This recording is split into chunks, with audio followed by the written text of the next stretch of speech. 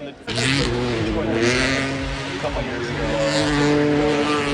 myself had an opportunity to go opposite way, and David Green, of course, chose the GR. So I got to throw it a little bit.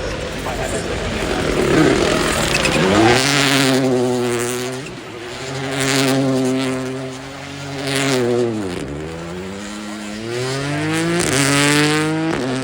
It's machinery of every single type, and of course, you concentrate on wartime champion, and now he can keep this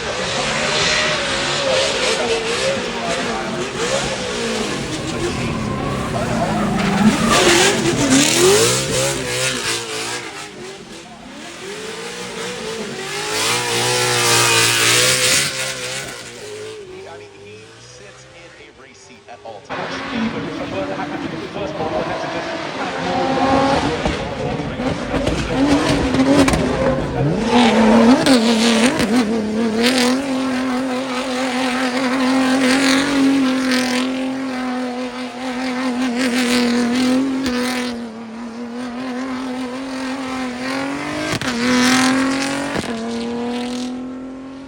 we're just so fortunate, you know, competition happens on all.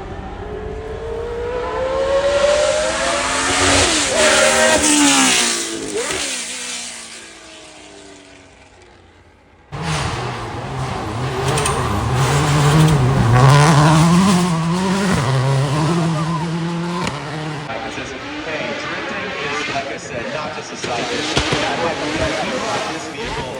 He might come up this vehicle.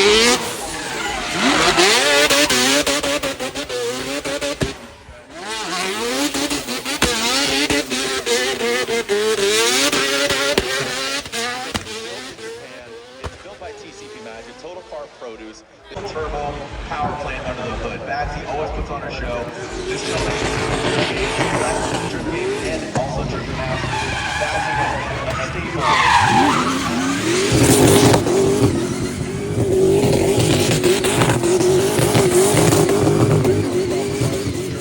Outside of Mad Mike, he is poised over at Red Bull, but Bagsy has been competing. His game is out. Aston Martin trying to mix the pass. Let's just have a V12. It sings and actually went remarkable.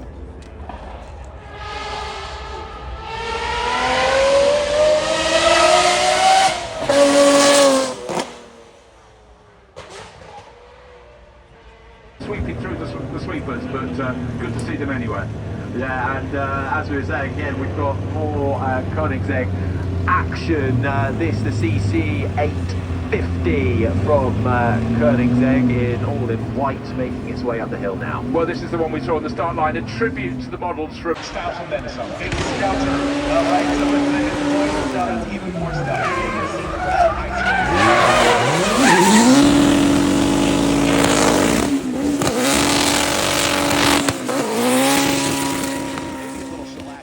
But he put the wide body on it, just threw on that Beltec suspension, so it's on.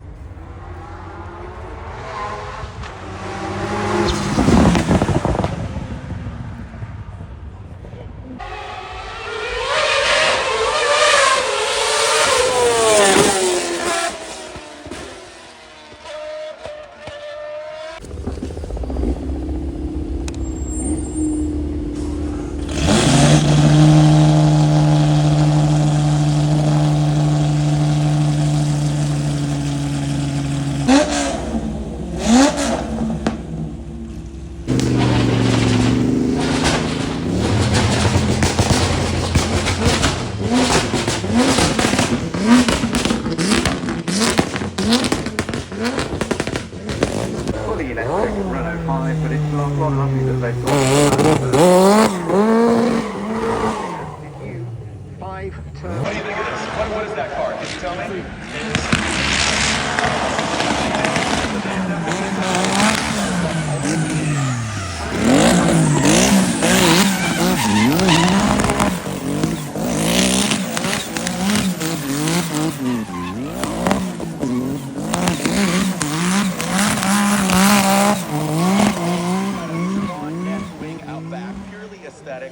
destined for greatness. The XComp tire did a good job, and this is all electric, right? So I feel like it needs to have the download. We were talking about this before we went live. It's like they need to dial up because it's just buffering, right? And this is just really cool technology. You're seeing electric being introduced into drifting. How? You know, it's an on-off switch, so it's the adaptability. I mean, literally here at the arena multiple years ago, I rode an R32 that was EV, and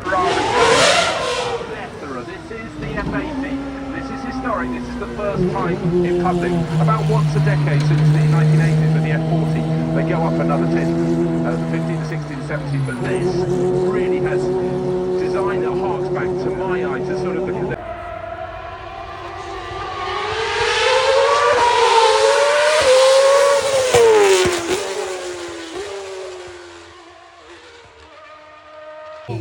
Now, this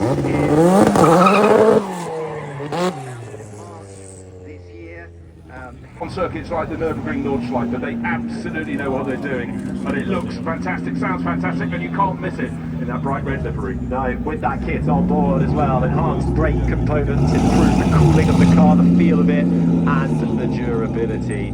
Talk of running kits though, this is another Porsche 911G. Really is something rather special. And I think one of the glorious things about Ferrari in the past decade or so is they have a very strong nod to their past. Large front engine cars, now down onto the start line. Let's have a look. The marshal stands to position, hands in front of the screen, indicating to the driver it's good to go. Yeah, this is another new one from Ferrari, the 12 Cylindri, heading up the hill now, all in yellow in this supercar run. Marks 70 years of Ferrari in North America. Front engine 6.5 litre, naturally aspirated V12. This is for...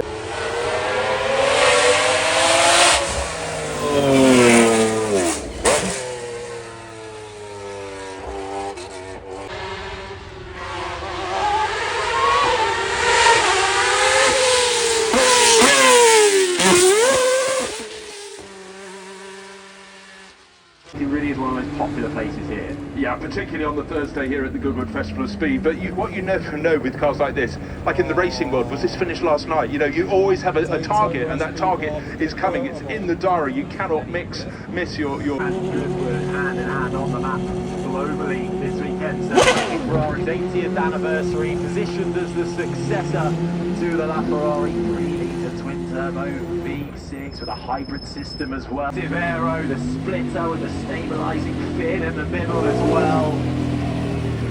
Attached to the rear wing, it really is fully prepped to go racing. Race grade suspension, brakes and tyres. It's built really.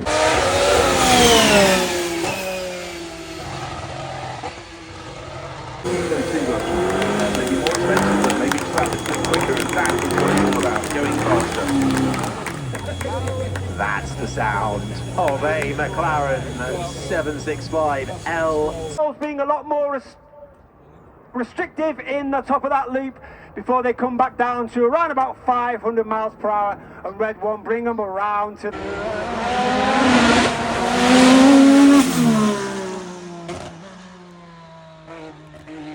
and then build the supercar off that, and very, very dynamic, and quite a few drivers coming up through those. But I love the change of pace you get on the supercar run, not in terms of speed of the car, but just the imagery, because we're suddenly going from Praga, which is extreme, to Bentley, which is luxury as well as performance. Yeah, the Bentley Baccarat making its way up the hill in that beautiful Bentley green, pays homage to, of course, the racing years, the hay bales. Again, another sleek, stealthy design. It's certainly a common trend for new supercars, having that kind of understated look, but with mean power right there. Yeah, but also just those little trim lines on the bottom, just say, I'm something a little bit special. I'll tell you what, I think a lot of the real supercar fans need to just close their eyes and guess by the sound alone what... There is no hanging around, and you certainly can't miss it in orange and grey. No, this one is the 750S Coupe, again, with that papaya, I think we've got to call it, haven't we? The McLaren papaya colour, celebrating 2020 at the rear end of his car, 40 centimetre rear fan on the back of that, with the active aero as well, the central driving position too. Oh, the sound as it makes its way past And just to explain the relevance of the fan, in 1978, the Brabham that Gordon Murray designed, he changed it. He put a fan on the back to suck the car down onto the ground. It was used once and once only for victory at the Swedish Grand Prix. The team